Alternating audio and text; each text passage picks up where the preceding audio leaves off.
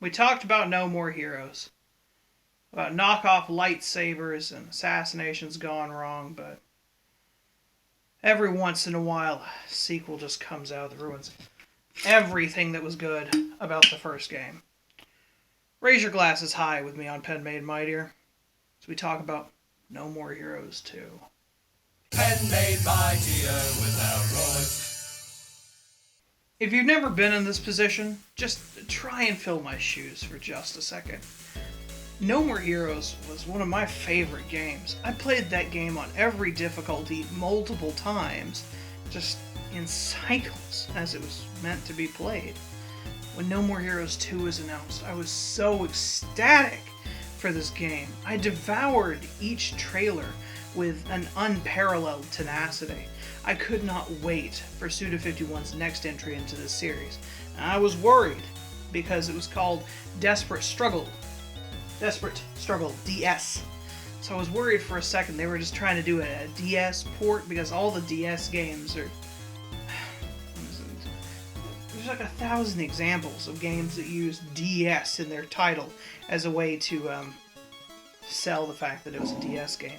Like they did in the Advanced era when they used all the Castlevania Advanced, Super Mario Advanced, Cock Lover Adventure Advanced. They just did it all the time. They didn't care. But No More Heroes 2, Desperate Struggle, is supposed to be a direct sequel. And they kept showing all of these outrageously cool fights, and they promised that this game was going to be big. We're talking Travis starting from the bottom again, but now he's ranked 51? Because Suda51, remember the creator? Remember that guy? And we were going to go through 51 fights and climb to the top again. Holy God!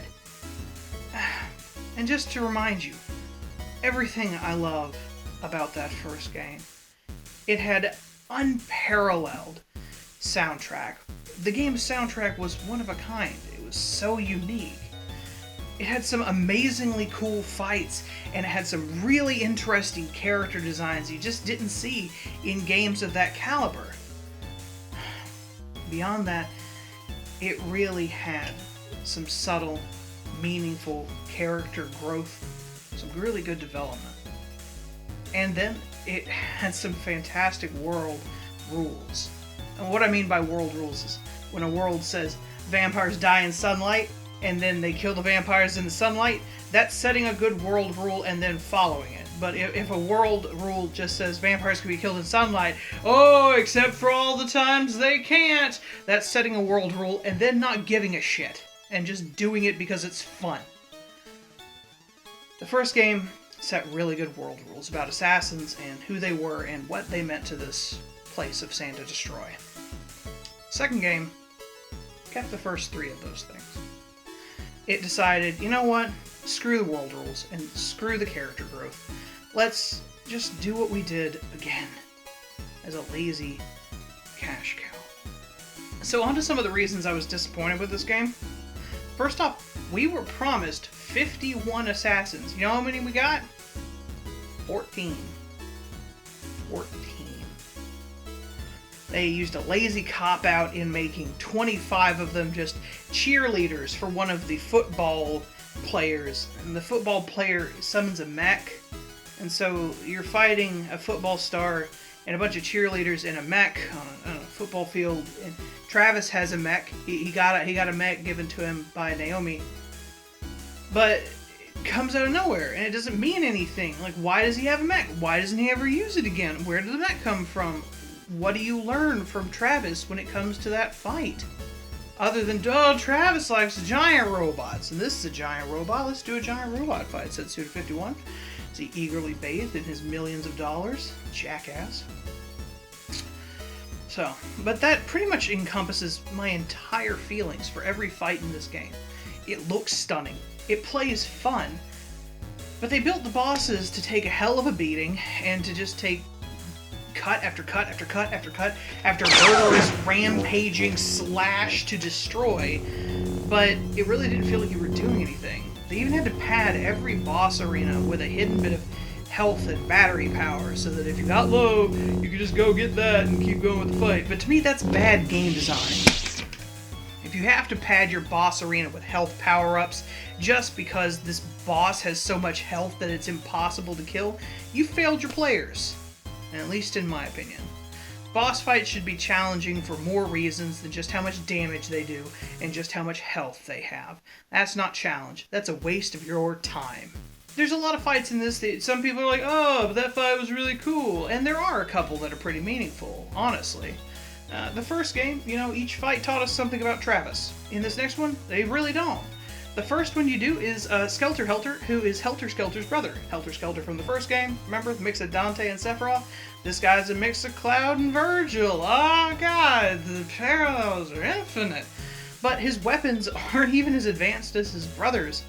They take a noticeable downturn, instead just slapping on some beam katanas and calling it a day. And the fight's not really engaging or fun. I mean, it's fun enough, but it doesn't tell us anything about Travis or his quest or his journey.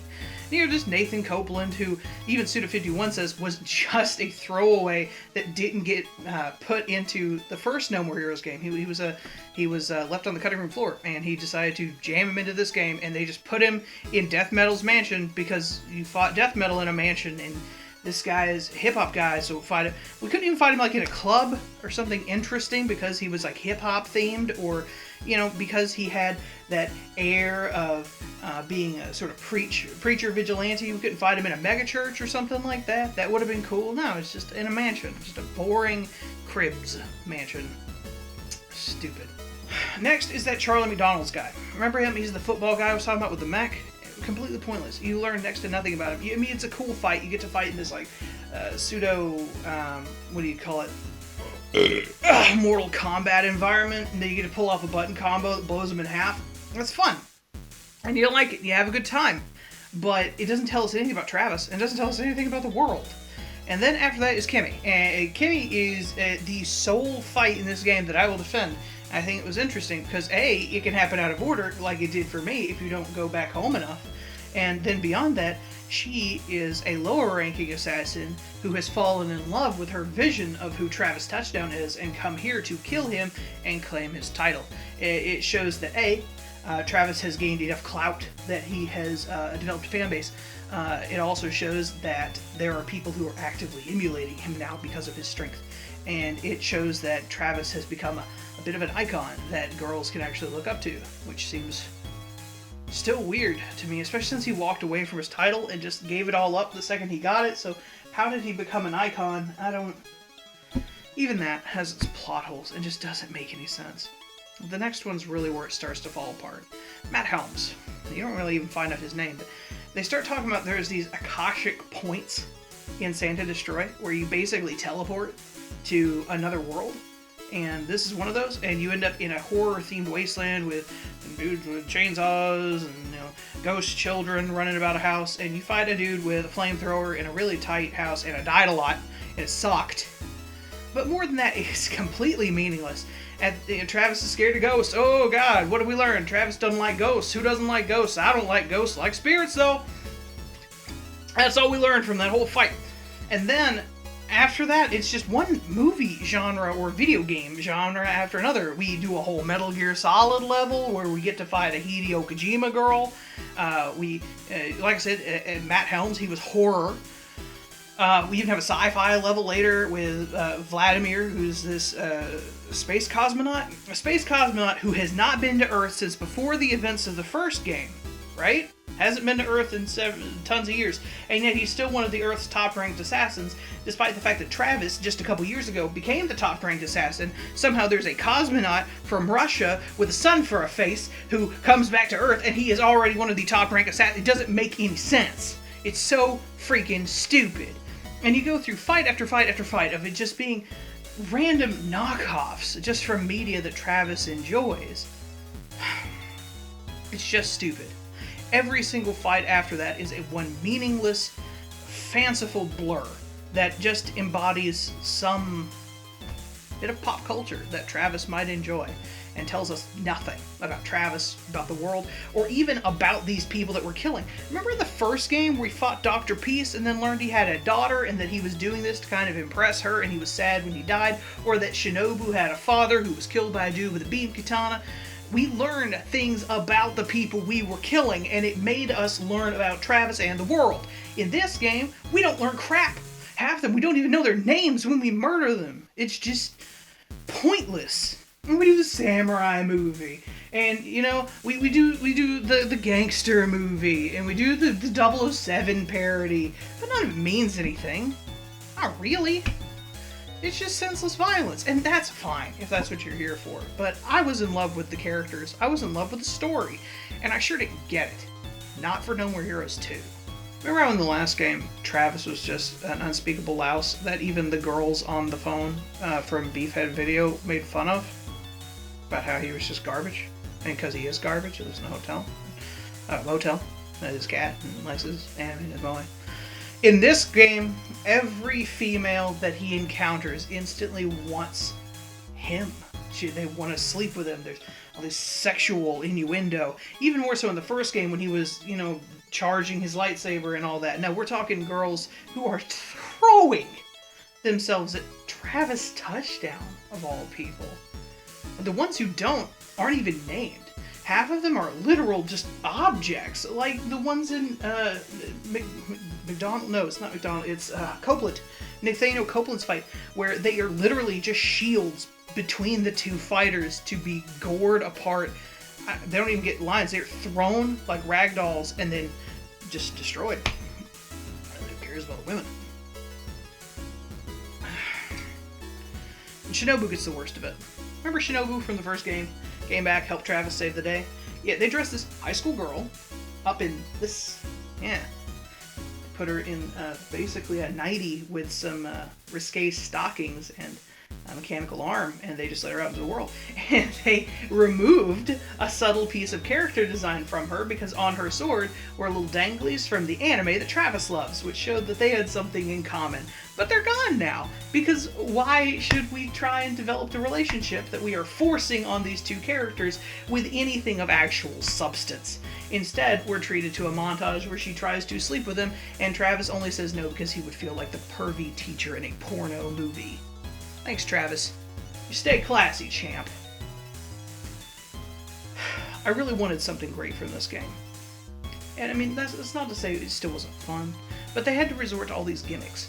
We had to resort to, you know, the Mortal Kombat fight scene, to playing as Shinobu, who can jump and shoot energy waves. We had to play through a fight as Henry.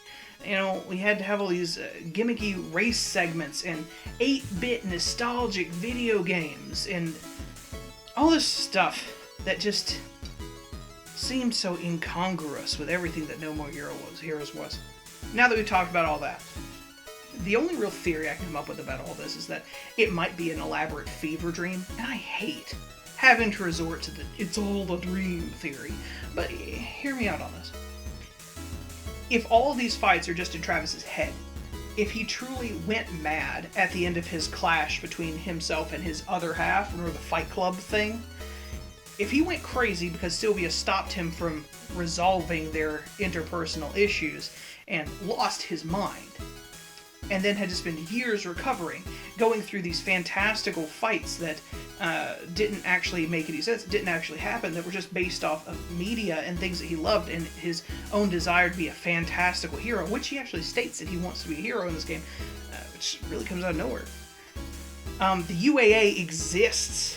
Now, remember last game, they said the UAA doesn't exist, and in this game, it actually does. There's helicopters and an office building for it, and all of this stuff that says the UAA does exist, despite us being told and shown that the UAA doesn't exist. But the UAA does exist in this world, and Travis has all these fantastical fights, and even the Akashic points that lead him to other parts of the world.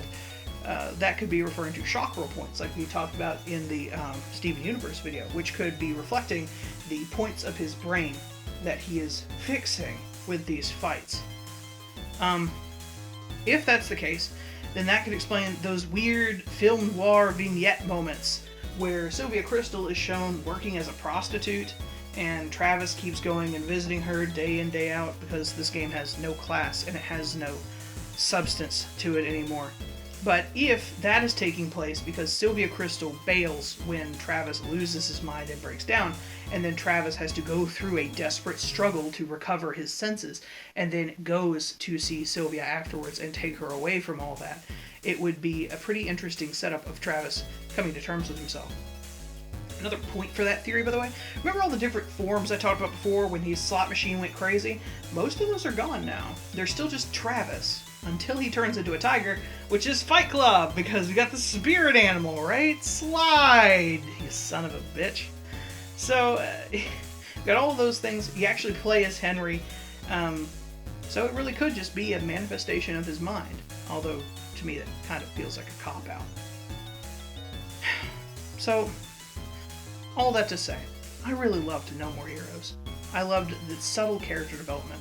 I loved how it took things in an organic way, through a world that meant something to me, through characters that revealed more about the world and Travis himself as they revealed parts about who they were. And in the second game, I got a bunch of tropes.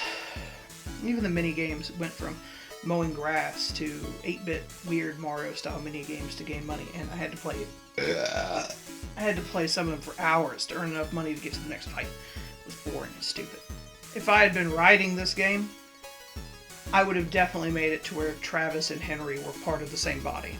Desperate struggle would have meant that they were fighting for control. You could have switched between them as fighting styles, and maybe we'd have had a different ending based on who you fought as more, or who you killed more bosses as, or something along those lines. If I was going forward from here, I would touch on the fact that Travis is mentally disturbed. I would touch on the fact that Travis is more than he lets himself on to be, and that even if the world isn't the picture-perfect anime daydream that he had in Desperate Struggle, it still might be someplace where assassins belong. Either way, I didn't get what I wanted from from No More Heroes 2. Did you? Talk about it with me in the comments. Who knows, maybe one of your theories will make me like the sequel to one of my favorite games a bit more. Thanks for sticking with me on Pen Made Mightier. I'll see you next week.